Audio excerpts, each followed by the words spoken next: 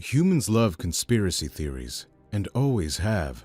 There's even evidence that ancient Romans had a few. Today, with the help of the internet, they seem to be everywhere. They started as simple rumor spread by people of little credibility. However, history has shown us that sometimes these urban legends hold a lot of truth. Many have controversial conspiracy theories as well.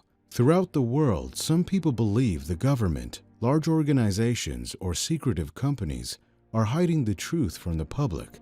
Here are some conspiracy theories that turned out to be true. Number 1.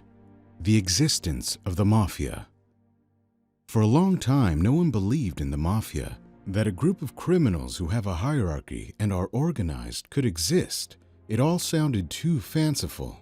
In the end, the criminals had always been there. The general public didn't know that the Mafia was real until the famous mob snitch, Joe Valachi, spilled the beans. The sentencing was a turning point for Valachi, who decided to cooperate with the U.S. government. Recruited by FBI agents, he appeared before the U.S. Senate Permanent Subcommittee on Investigations on September 27, 1963, and testified that he was a member of a secret criminal society in the U.S. known as La Cosa Nostra. He revealed to the committee numerous secrets of the organization, including its name, structure, power bases, codes, swearing-in ceremony, and members. He didn't reveal only that, but also that they operated with everyone, and they even had relationships with the CIA, politicians, and senior officials. Number 2. The CIA drug deals. In 1996, journalist Gary Webb uncovered something that many suspected. International drug trafficking could only be possible if organizations like the CIA partook in it. Webb conducted a year-long investigation during which he discovered that a San Francisco-based drug ring, which had ties to a CIA-sponsored Nicaraguan Contra group called the FDN, sold cocaine to a dealer in south-central Los Angeles. The millions of dollars made from those sales were later used to fund a secret war against the leftist Sandinista regime. In short, Webb accused the CIA of being complicit in getting thousands of poor African Americans addicted to crack in order to fund rebels in Central America. The intelligence agency and other government agencies knew all the goings-on of the drug market and actively participated in trafficking and flooding the slums of Latin America with crack from Los Angeles to finance paramilitary groups fighting to overthrow the Sandinista government in Nicaragua. In 2004, Webb was found dead at the age of 49 from 2 gunshot wounds to the head. Police ruled it a suicide. Number 3. Operation Paperclip. For a long time, the stories of Nazis with new identities and living in America were street legends, but when Operation Paperclip was declassified, the stories were found to be true. In 1945, the United States government's Office of Strategic Services recruited German scientists to serve their country. It was asked that they be men of science, not involved in the Nazi Party, and that was how it was supposed to happen. The primary purpose of Operation Paperclip was U.S. military advantage in the Soviet-American Cold War and the space race. In a comparable operation, the Soviet Union relocated more than 2,200 German specialists, a total of more than 6,000 people, including family members. However, it was later discovered that the government falsified certain identities and work histories so that hundreds of people met the requirements. One of the most well-known recruits was Werner von Braun, the technical director at the Peenemünde Army Research Center in Germany, who was instrumental in developing the lethal V-2 rocket that devastated England during the war.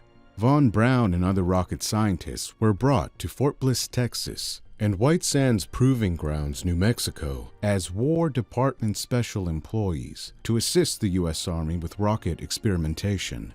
Von Braun later became director of NASA's Marshall Space Flight Center and the chief architect of the Saturn V launch vehicle, which eventually propelled 24 American astronauts to the moon.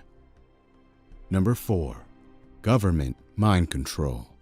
MKUltra was a top-secret CIA project in which the agency conducted hundreds of clandestine experiments, sometimes on unwitting U.S. citizens, to assess the potential use of LSD and other drugs for mind control, information gathering, and psychological torture. Though Project MKUltra lasted from 1953 until about 1973, details of the illicit program didn't become public until 1975. During congressional investigation into widespread illegal CIA activities within the United States and around the world, the CIA began to experiment with LSD under the direction of agency chemist and poison expert Sidney Gottlieb.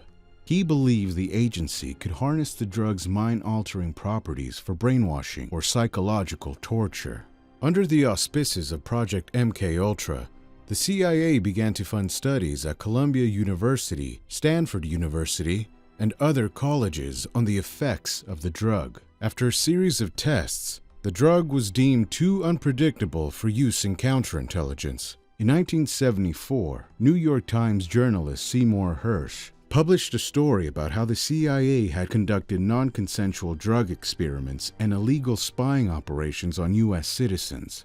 His report started the lengthy process of bringing long-suppressed details about MKUltra to light. These revelations resulted in Ford's 1976 Executive Order on Intelligence Activities that prohibited experimentation with drugs on human subjects, except with the informed consent in writing and witnessed by a disinterested party of each such human subject. Number 5. The Dalai Lama is a CIA agent.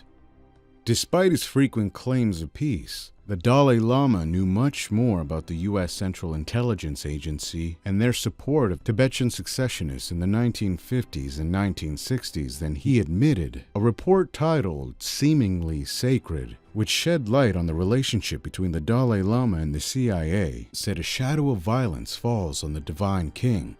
The report said an emissary of the Dalai Lama first contacted the U.S. through its embassy in New Delhi and consulate in Calcutta in 1951, and both sides discussed U.S. military and financial aid to Tibetan separatists. One of the Dalai Lama's elder brothers also attended the meetings. In the same year, the U.S. Defense Department gave the Dalai Lama a letter in which light weapons and financial aid were promised to the Tibetan separatist movement. It said the Dalai Lama also received $180,000 a year from the CIA, which was described as monetary aid for the Dalai Lama in confidential documents. Previous operations had aimed to strengthen various isolated Tibetan resistance groups, which eventually led to the creation of a paramilitary force on the Nepalese border consisting of approximately 2,000 men. By February 1964, the projected annual cost for all CIA Tibetan operations had exceeded $1.7 million. The program ended after President Nixon visited China to establish closer relations in 1972. The Dalai Lama criticized this decision, saying it proved wholeheartedly that the U.S. never did it to help the people of Tibet. Number 6. Bad booze.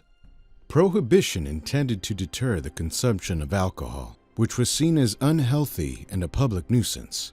Not only would that prove nearly impossible to achieve, but the government's zeal to block the consumption of industrial alcohol would lead to the unintentional but disastrous poisoning, paralysis, and deaths of thousands of drinkers at the hands of bootleggers.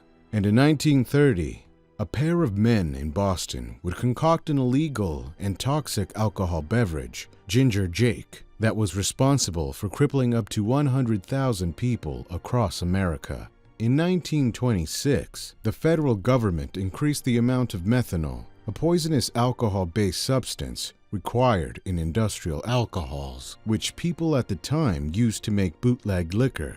Faced with the ongoing failure of prohibition, the increase was intended to discourage people from drinking.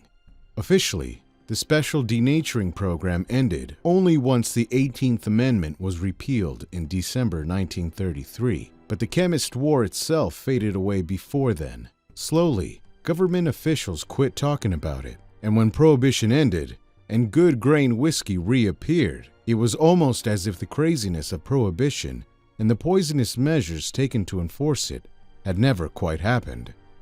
Remember that they all started as simple rumors spread by people of little credibility.